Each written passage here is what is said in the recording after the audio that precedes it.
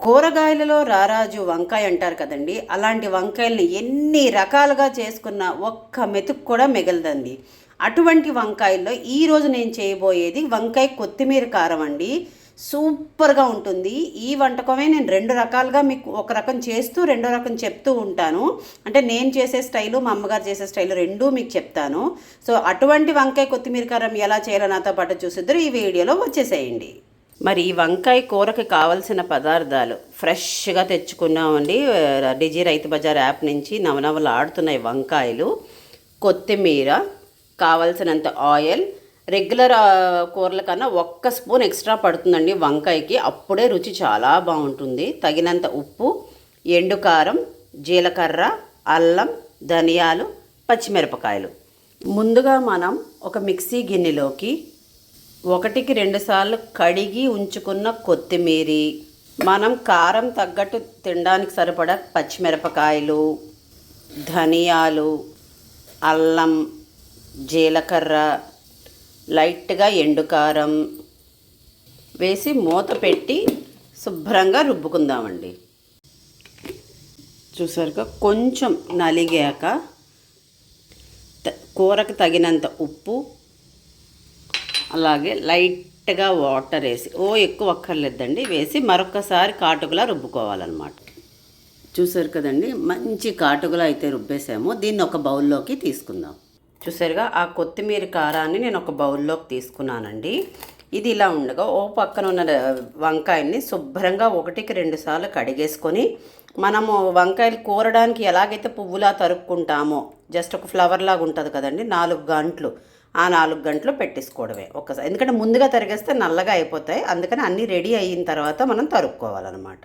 చూసారు కదండి, ఇలా పువ్వులా తరుక్కోవాలన్నమాట 4 వైపులా. చాలా లేతగా ఉన్నాయండి, ఇలా తరుగుతుంటేనే చక్కగా తెగిపోతున్నాయి, సూపర్గా ఉన్నాయి. సో ఈలోగా మనం ఇది ఇందులో కూరుకునే లోపల స్టవ్ మీద కుక్కర్ పెట్టుకొని దాంట్లో ఆయిల్, కూరకు తగినంత ఆయిల్ వేసుకోవాలి. ఇది కొంచెం కాగాలి. ఇది కాగే లోపల చెప్పాను కదండి, ఆయిల్ కాగే లోపల మనం ఈ వంకాయలోకి ఈ కొత్తిమీర కారాన్ని కూరుకొని ఒక ప్లేట్లోకి పెట్టేసుకుందాం.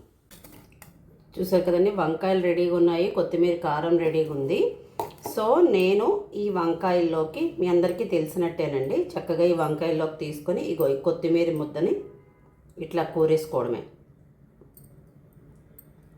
మొత్తం కాయ చక్కగా పట్టేటట్టు కూరుకోవడమేనండి. కూరుకొని ఒక ప్లేట్లోకి తీసేసుకుందాం.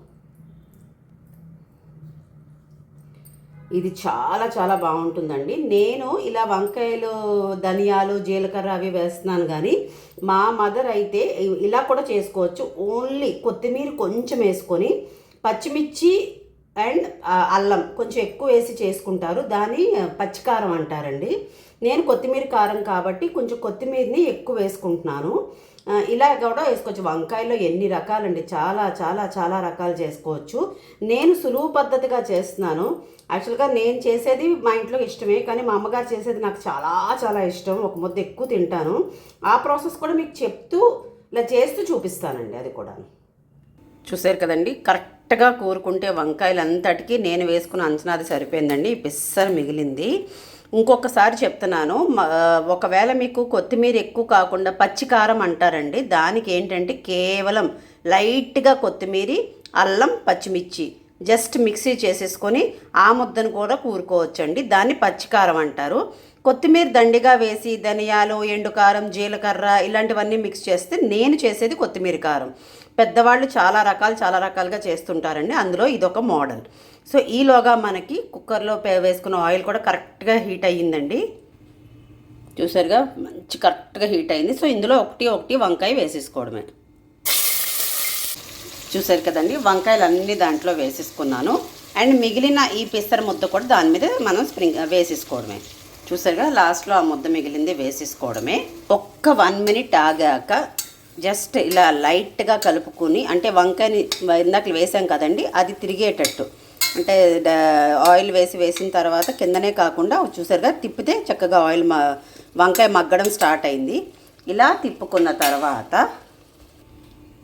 ఒక కంచంలోకి కొంచెం వాటర్ వేసుకొని దగ్గరుండి ఈ కుక్కర్ స్టవ్ మీడియం ఫ్లేమ్లో పెట్టుకొని ఈ వాటర్ తోటే, అంటే మూత పెట్టి వాటర్ తోటే ఆ వంకాయలు దగ్గరుండి మగ్గించుకోవాలండి.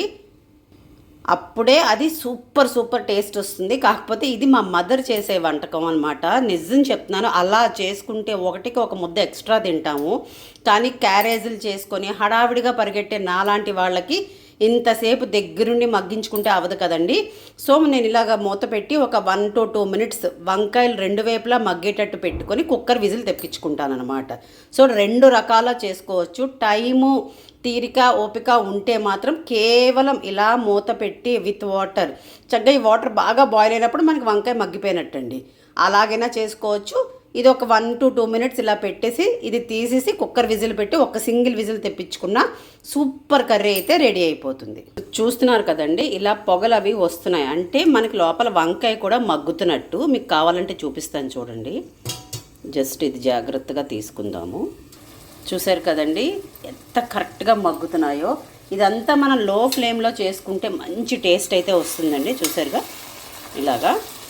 మరొక్కసారి చెప్తున్నానండి, ఇలాగే మూత పెట్టి కంటిన్యూగా మనం కూర మగ్గించుకుంటే అంటే ఇంచుమించు ఒక 7 to 9 minutes మగ్గించుకుంటే కూర రెడీ అయిపోతుందండి.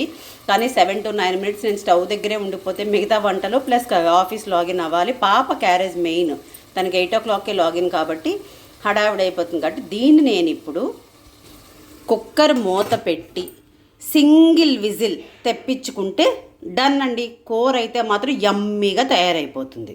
చూసారుగా ఆ కుక్కర్ ఒక విజిల్ వచ్చే లోపల నేనైతే చారు పెట్టేసుకున్నానండి.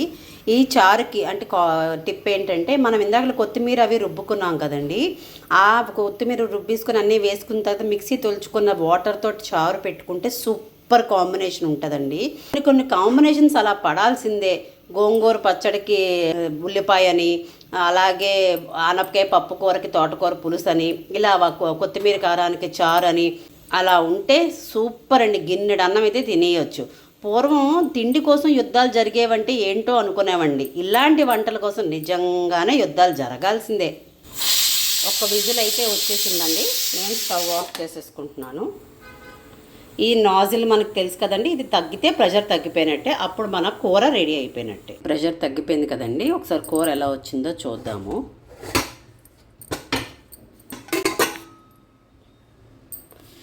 ఆహా, చూస్తుంటేనే నోరు ఊరిపోతుంది కదండి. యమ్మీ కర్రీ. దీన్ని ఒక బౌల్లోకి తీసేసుకుందాం.